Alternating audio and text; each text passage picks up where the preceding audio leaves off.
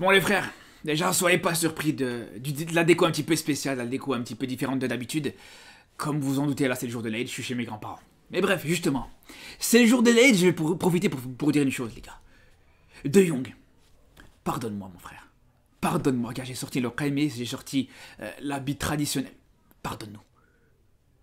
Après attention, je demande pardon à De Jong, mais c'est des excuses provisoires les gars, je vous le dis. Parce que là je peux dire une chose, c'est vrai que De Jong là, on peut dire, il vaut son salaire. Ce genre de match comme ça, contre Giron, contre Osasuna, ce genre de match, il répond présent, les gars. Faut dire la vérité, il répond présent. Il l'avait déjà fait contre Osasuna la dernière fois. Je dirais, je suis pas revenu dessus. Pas parce que je le voulais pas, mais parce que c'est vrai que, voilà, j'avais pas forcément ressenti le besoin, mais j'aurais très bien pu. Mais aujourd'hui, les gars, l'entrée qu'il fait, ce qu'il apporte sur son entrée, les gars, ce qu'il fait sur le troisième but, c'est tout simplement exceptionnel, et c'est ça qu'on attend de lui, les frères, c'est aussi simple que ça. Donc c'est pour ça que, autant quand il était mauvais, j'étais le premier à le dire, quand il était mauvais, j'étais le premier à le taper dessus, ce qui est tout à fait normal, et je regrette absolument pas, les gars. Mais maintenant qu'on commence à revoir un très beau visage de Jong, t'es obligé de le souligner, t'es obligé de respecter ce qu'il propose, les gars. Par contre, attention, les gars, comme je vous disais, non seulement c'est un pardon provisoire, parce que s'il recommence à faire n'importe quoi, s'il commence à être mauvais dans des grosses rencontres, dans des grosses affiches contre Atletico, contre Dortmund dans 2 semaines, là par contre ça va être plus problématique. Parce que je vous dis, là maintenant, dans ce genre de match, dans le pain quotidien du championnat, il est là, il répond présent les frères, et c'est hyper important. C'est hyper crucial. Ça c'est une première chose. Deuxième chose les gars, ce qu'il fait c'est très fort. Ce qu'il apporte c'est énorme. Mais attention les gars, pour moi, là où je changerai pas d'avis, c'est qu'en termes de 6, numéro 6, les gars, milieu défensif, devant la défense, tu peux faire mieux. Tu peux avoir mieux. Alors, dans l'état actuel des choses, pas forcément.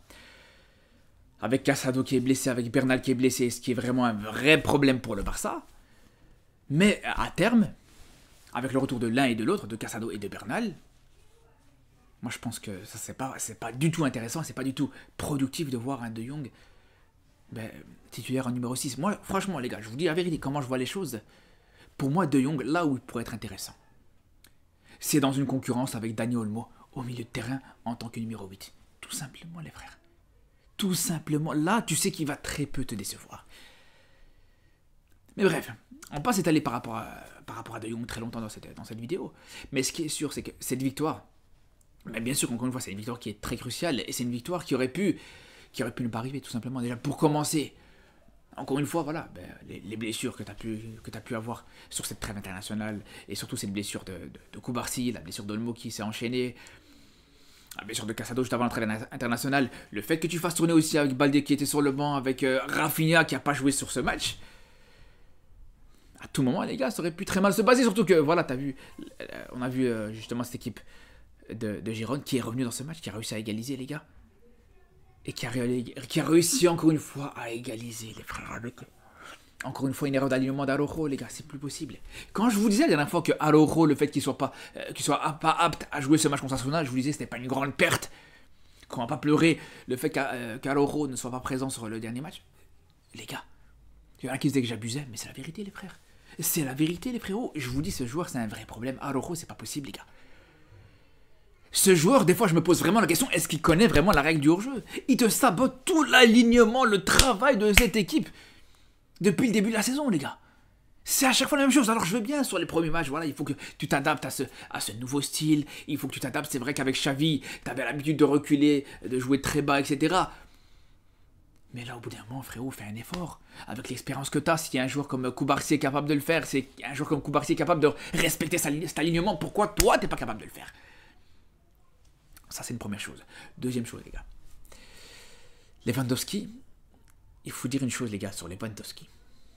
Je pense qu'il y a peut-être 2 joueurs, les 2 seuls joueurs que je connaisse, qui peuvent te faire un match éclaté, malgré le fait qu'ils peuvent te sortir un doublé, c'est Lewandowski et Mbappé, les gars. Je ne connais personne d'autre qui sont capables de cet exploit-là, les gars.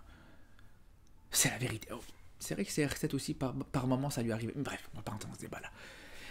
Mais la vérité, les gars, Lewandowski, quand on voit son match, quand on voit qu'il est à l'origine de la perte de balle sur l'égalisation de Giron, quand on voit, ok, c'est vrai qu'il te met un doublé, mais quand on voit toutes les occasions qu'il te rate, Quand on voit le nombre d'occasions qui te ratent encore une fois dans ce match, mais tu crois vraiment contre l'Atlético, t'auras autant d'occasions qui vont arriver à la pelle comme ça? Tu crois vraiment que contre l'Atlético, t'auras autant de situations? Mais au-delà des occasions, moi ce qui me dérange, c'est pas qui rate des occasions. Encore une fois, c'est une chose. Mais il montre même pas d'implication sur ces situations-là. Il donne même pas envie. Il montre pas d'envie surtout, les gars. C'est ça le problème, les gars. Déjà, qu'il court pas, c'est une chose. Qu'il court pas, on s'est habitué. Voilà, tu sais que c'est pas sur lui que tu vas compter. Tu vas jouer sur la profondeur, etc. C'est normal. Mais les gars, faut pas déconner. Des fois, il a le ballon, il est à 1 mètre de lui. Tu le vois, il est là, les frères. Même pour écarter un petit peu la jambe, il a du mal, les gars. Juste écarter un petit peu la jambe, il a du mal, les frères. Il est incapable de se jeter pour aller te tuer ses occasions. C'est pas normal, les frères, je suis désolé. Dans une équipe comme le Barça, avec les ambitions que tu as aujourd'hui, tu as besoin de joueurs qui sont là, qui sont des tueurs devant le but. Et aujourd'hui, je suis désolé, c'est pas le cas de Lewandowski. C'est paradoxal parce que c'est le meilleur buteur de la Liga. C'est paradoxal parce que c'est vrai, voilà, il est sur une très belle série de matchs où il marque à chaque fois. Mais il faut dire la vérité, encore une fois, les gars. Faut pas voir le nombre de buts qu'il met. Faut voir le nombre de ratios, occasion, but. Parce que là, les gars, les frères, sérieusement, si on compare le match de Lewandowski aujourd'hui qui te met à doubler, certes, avec le match de Ferran Torres, c'est vraiment l'exemple parfait. La différence parfaite, les frères. Ferran Torres, il rentre et c'est une occasion, un but. Ferran Torres, sur l'occasion de Ferran Torres, il va chercher ce but, il va gérer cette occasion, il va te faire l'appel, il va te faire l'accélération pour aller se prendre cette situation-là et pour aller marquer ce but. Alors que Lewandowski, sur la même action, il est là, il te fait ce que j'appelle une Lukaku. Il est là, il reste sur place, il dit donne-moi la balle ici. Frère, tu crois que t'es où, frère? Tu crois que t'es en train de jouer un five en plein Ramadan? Tu crois que t'es où, frérot? Pour recevoir à chaque fois les ballons dans les pieds comme ça? Fais des appels, fais des efforts, fais des courses, frère. Et je vous dis, c'est là, on voit toute la différence avec un Ferran Torres qui est rentré, qui a été chirurgical, qui a été clinique, comme depuis toujours, depuis toujours, n'importe quoi, depuis 7-8 matchs où il est comme ça, les gars. L'état de forme de Ferran Torres, il est monstrueux. Et moi, je vous dis, les gars, aujourd'hui, pour moi, c'est lui, l'attaquant titulaire du Barça. Dites-moi ce que vous voulez. Aujourd'hui, Ferran Torres, en termes de mérite, hein, encore une fois, je vous parle en termes d'occasion converti en but, Ferran Torres, c'est au-dessus. C'est la réalité, les frères. C'est totalement réel. Moi, la seule chose qui fait que je suis content que Lewandowski puisse jouer les matchs titulaires, qu'il puisse enchaîner les matchs et les buts, c'est le statut de Pichichi, c'est tout simplement ça, les gars. Le statut de meilleur buteur de cette Liga qu'il a cherché. Mais c'est la seule chose. Et franchement, on va pas se mentir, c'est intéressant et ça serait bien, ce serait positif, pourquoi pas, qu'ils prennent ce titre de meilleur buteur. Mais ça, les gars, je suis désolé, c'est un plus. Ça, c'est un plus. Si à la limite, tu prends 5 points d'avance, 6 points d'avance sur le Real, tu peux te permettre de jouer pour ça. Mais là, c'est pas le cas.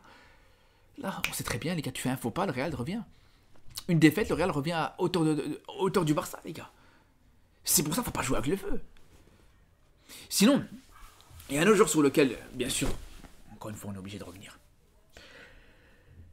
Bien sûr franchement, est-ce qu'on va être encore surpris si on doit parler encore une fois de Yamal? Yamal qui se sent forcer encore une fois de sortir un match exceptionnel, un match stratosphérique. Et ce qui est intéressant avec Yamal, quand je vous dis sans forcer, c'est qu'il voulait même pas marquer, les gars. Je vous l'ai dit, Yamal, on le voit, les gars. On sent quand Yamal il veut marquer, quand Yamal il est frustré de marquer pour essayer.